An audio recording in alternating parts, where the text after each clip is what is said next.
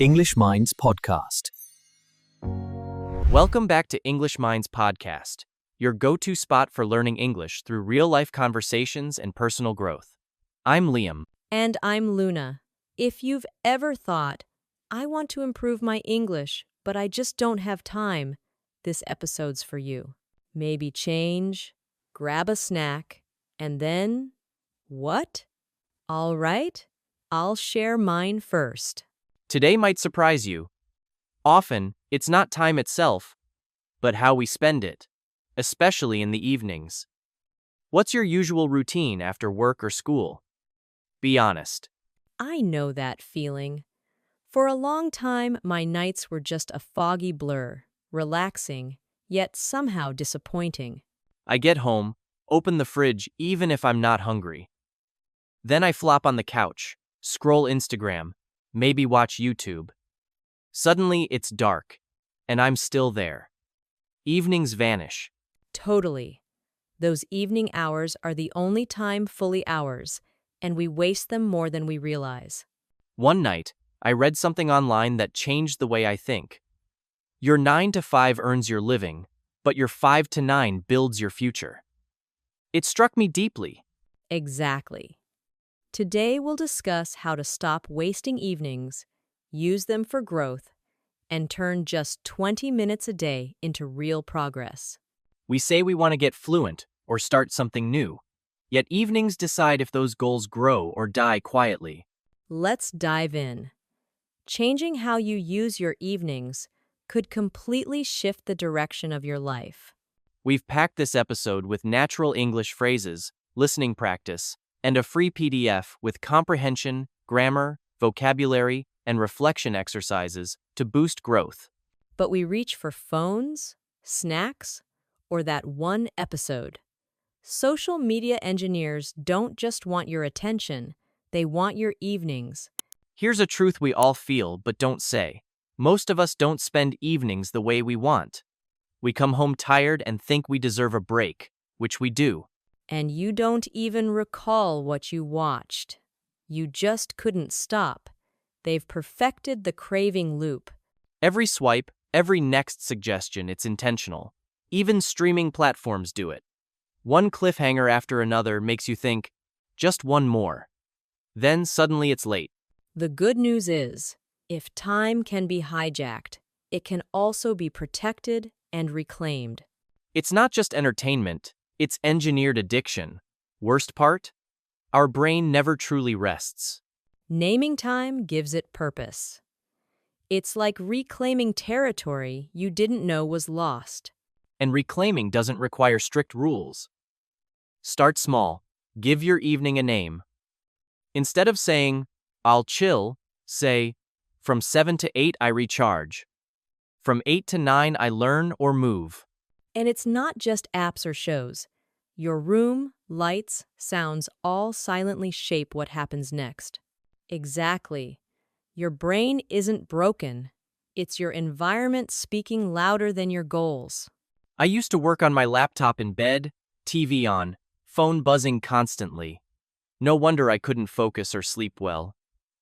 My space was set up for distraction, not clarity. Supermarkets place candy near checkout to drive action. Why not do the same at home? Leave your book on the sofa if you want to read.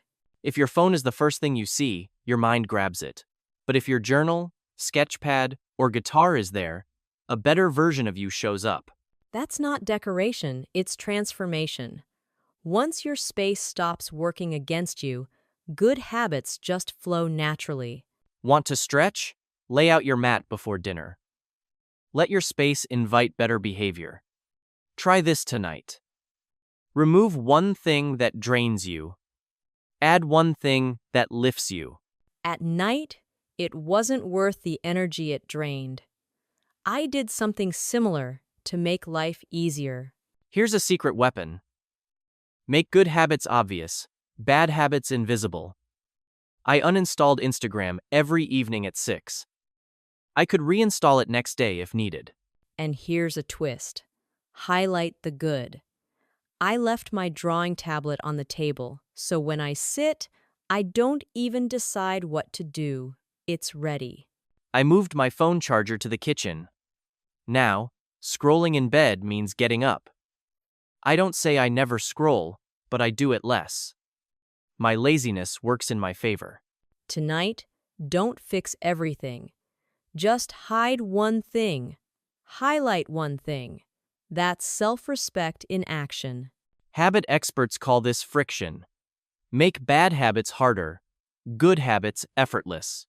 Your future self says, "Thank you." That brings us to a rarely discussed point, but a true game changer.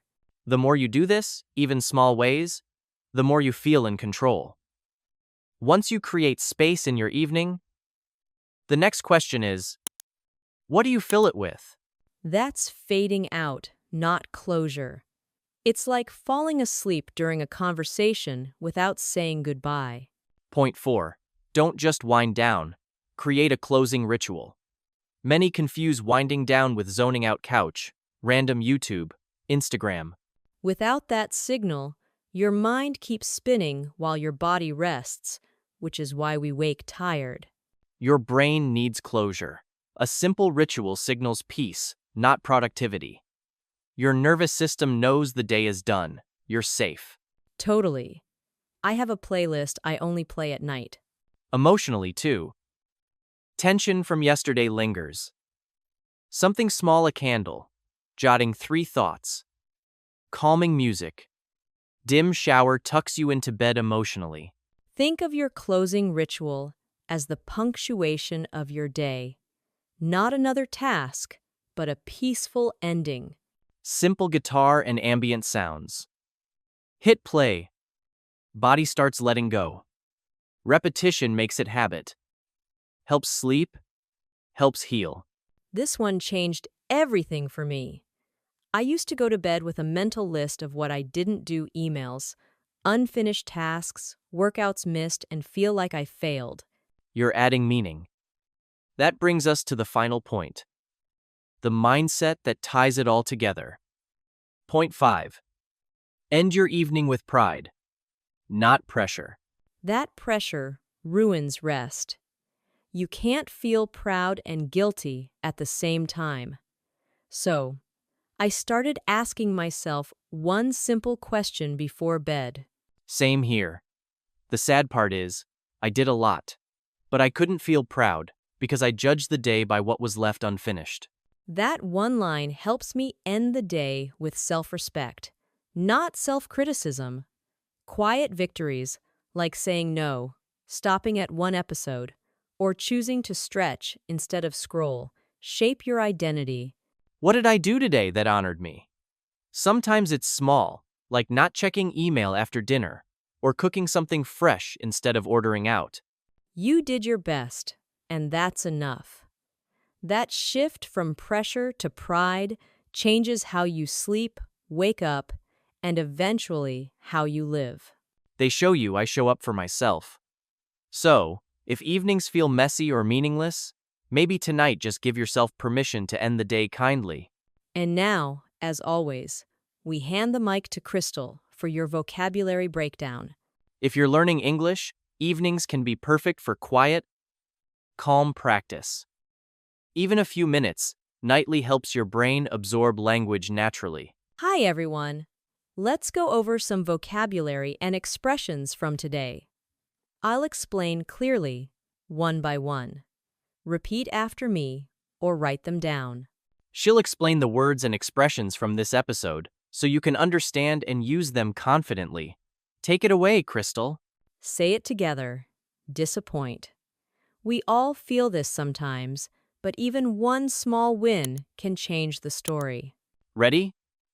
First word. Disappoint.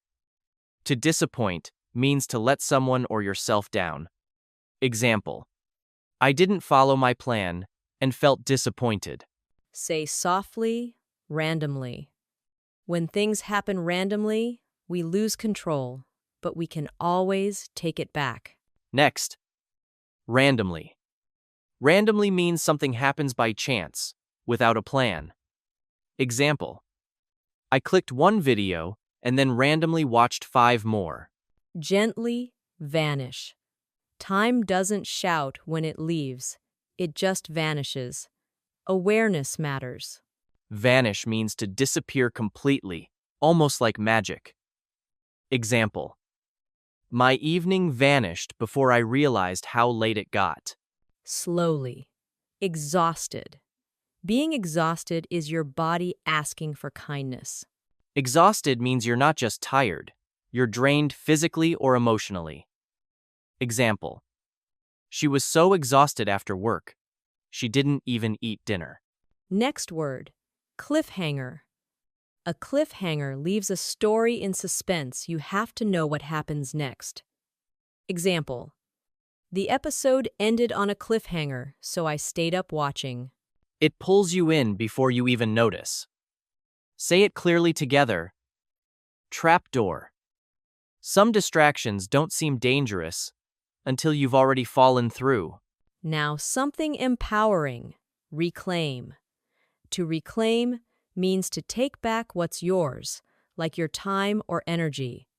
Example: she reclaimed her evenings by turning off notifications after 7 p.m. Say it gently together. Cliffhanger. Cliffhangers pull us forward, but sometimes away from our peace. Next, placement. Placement is about where something is physically or mentally positioned. Example: your phone's placement at night can change how well you rest. Say it together. Placement. Even small placement changes shift how we feel inside. Say it proudly together. Reclaim. This reminds you that your time belongs to you. Say it slowly together. Zone out. Zoning out may feel like rest, but often it leaves you emptier. Next, zone out. To zone out means losing focus while your body is there, but your mind drifts. Example: he zoned out on the couch and barely noticed 2 hours pass. Say it together. Pride. You don't need applause. Pride grows quietly inside when you show up for yourself. That's it for today's breakdown. Finally, pride. Pride is a warm, powerful feeling when you know you've done something meaningful. Example: she felt quiet pride for cooking a healthy meal instead of ordering fast food. You're not just learning English. You're building a lifestyle that respects your time, energy, and future. Thanks, Crystal, and thank you all for being here today. Remember, learning one word deeply beats memorizing 10 you forget tomorrow. Revisit these words throughout the week. Speak them, write them, feel them. We'll see you in the next one. Until then, take care and goodbye. Your progress doesn't end here. Explore the next video or additional videos we've carefully selected for you. We hope this episode gave you something to think about and to change. Care for your evenings, and they'll care for you.